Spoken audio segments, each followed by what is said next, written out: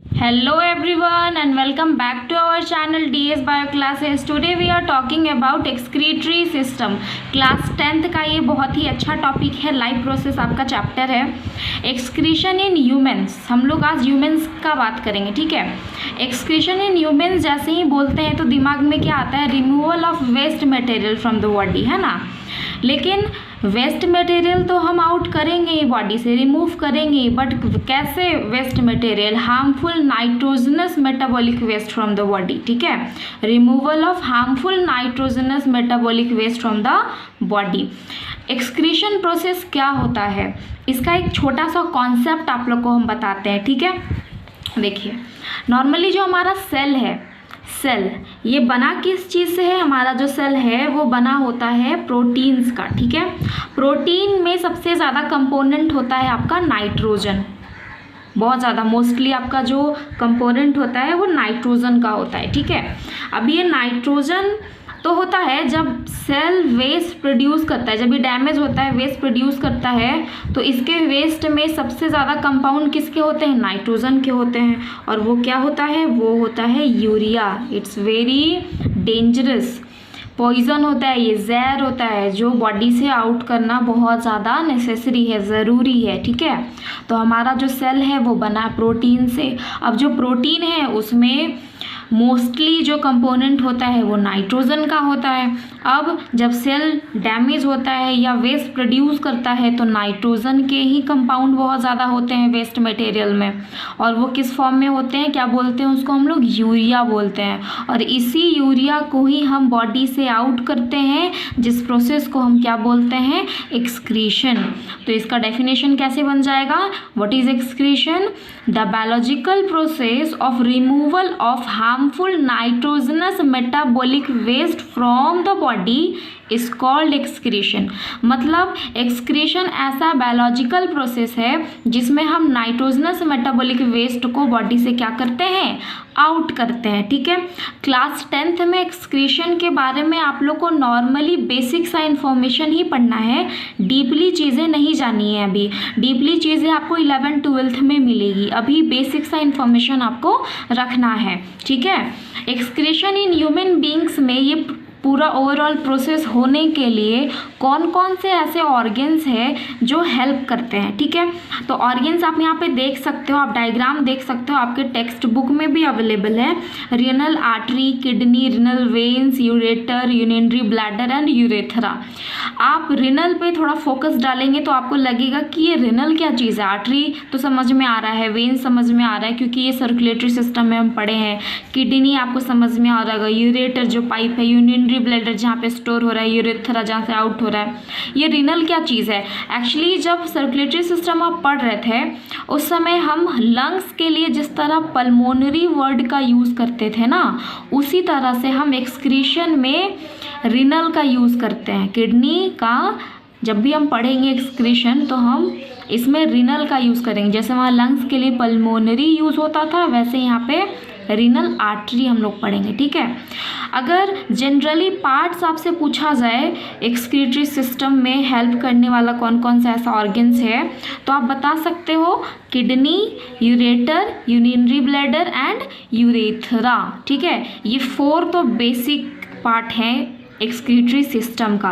तो ये 4 कम से कम आप याद रखेंगे. अगर आप इसका डायग्राम भी ड्रॉ करते हो, अगर आपको नहीं याद आ रहा है, बाकी पार्ट्स के नेम नहीं याद आ रहे हैं, तो आप ये 4 भी लेबल कर देते हो ना, लेबलिंग कर देते हो डायग्राम में, तो यू विल गेट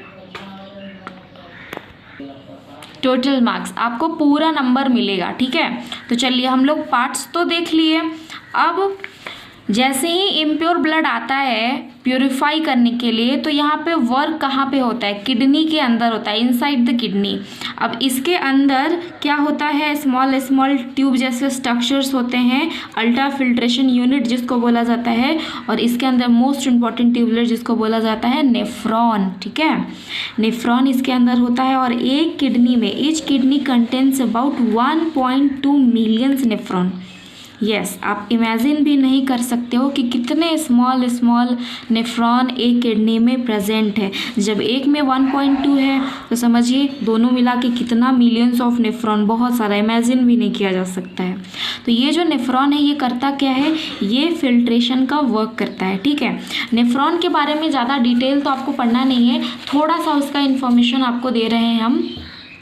ये जो डायग्राम आपको दिख रहा है ना इस तरह से, ये सांप नहीं है, स्नेक नहीं है, ये नेफ्रॉन का स्ट्रक्चर है। ठीक है, आप अपने टेक्स्ट बुक में देखोगे तो बहुत कॉम्प्लिकेटेड स्ट्रक्चर आपको मिलेगा, शायद आपसे ड्रॉ भी ना हो, वो बनाना नहीं है एग्जाम में, आपको यही बनाना है। एक नेफ्रॉन को हम बनाए हैं, सिंपल एक नेफ्रॉन को हम बनाए हैं। ठीक है, नेफ्रॉन में यहाँ से जो ट्यूबुलर्स आ रहा है, यहाँ से जो ट्यूब आ रहा है इसको बोलते हैं एफरेंट, और इधर से जो निकल के जा रहा है इसको बोला जाता है इफरेंट। ठीक है, ये एक कैप्सूल में ढका होता है जिसको बोलते हैं बोमिन्स कैप्सूल, और अंदर एक प्रोटीन भरा हुआ रहता है जिसको बोला जाता है ग्लोमेरुलस प्रोटीन।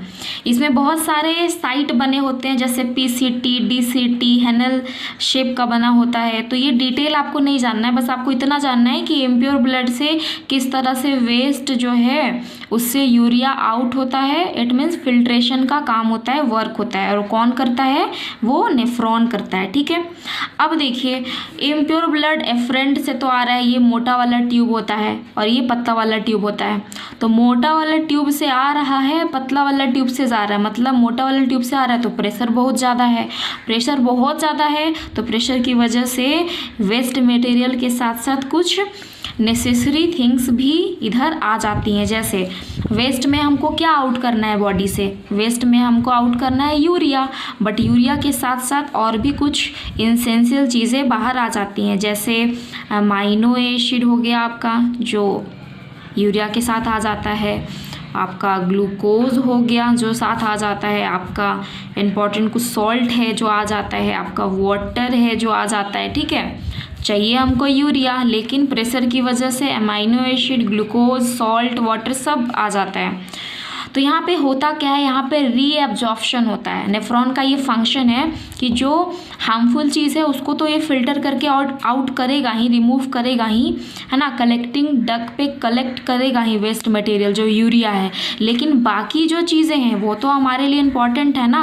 हम जो फूड इनटेक किए थे उससे हम लोग को glucose, salt, water, amino acid मिला, इतना मेहनत से मिला है, तो ये सब को तो हम बाहर नहीं कर सकते ना, ये सब हमारे लिए नेसेसरी थिंग्स है।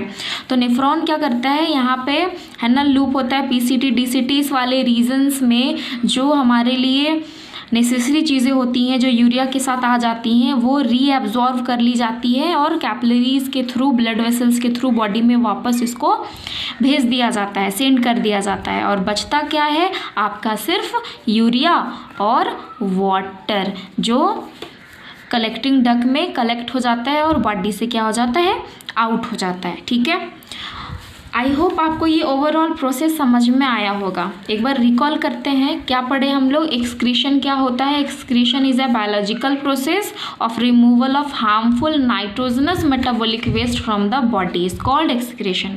एक्सक्रीशन क्या है, एक बायोलॉजिकल प्रोसेस है जिसमें हम रिमूव करते हैं बॉडी से हार्मफुल नाइट्रोजनस मेटाबॉलिक वेस्ट को। ठीक है, और वो वेस्ट क्या होता है, किस फॉर्म में होता है, वो वेस्ट होता है आपका यूरिया। ठीक है, हमारा जो एक्सक्रीटरी सिस्टम है उसमें जो बेसिक सा पार्ट्स होता है जो बहुत ज़्यादा हेल्प करता है इस सिस्टम को कंप्लीट करने के लिए, वो क्या क्या है, किडनी है, यूरेटर है, यूरिनरी ब्लैडर है और यूरेथ्रा है।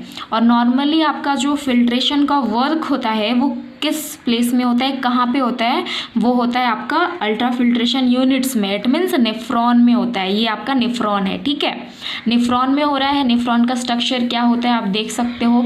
नॉर्मल हम एक ही नेफ्रॉन को बनाए हैं ईजिली ताकि आप भी इसको ड्रॉ कर सको। ठीक है, आप एग्जाम में अगर इसको ड्रॉ करते हो तो नंबर आपके नहीं कटेंगे। ठीक है, अब नेफ्रॉन का स्ट्रक्चर आप देख सकते हो, ये बहुत कॉम्प्लिकेटेड होता है लेकिन हम ईजी बनाए ताकि आपको समझ में आ सके। एक यूनिट को बनाए हैं, इफरेंट एफरेंट बोमेंस कैप्सूल इसका कुछ पार्ट्स का नाम है।